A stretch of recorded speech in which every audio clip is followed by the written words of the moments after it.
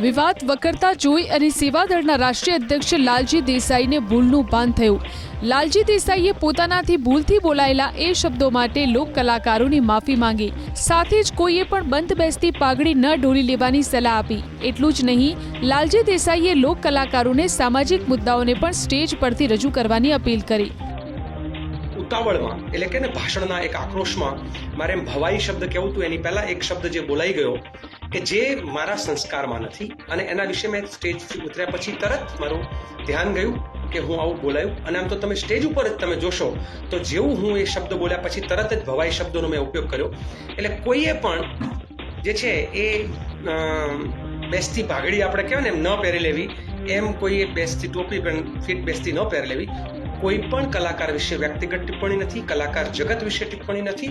જે વ્યક્તિ તરીકે હું ક્યારેય ગાળ કોઈને નથી બોલ્યો, જન્મથી લઈને અત્યાર સુધી એને ગાળ કદાચ ખાધી હશે, કોઈને બોલ્યો નથી, પણ મારા એક શબ્દથી કોઈને પણ ખરાબ લાગ્યું હોય તો એનું મને પોતાને દુઃખ છે અને એની હું દિલગીરી વ્યક્ત કરું છું।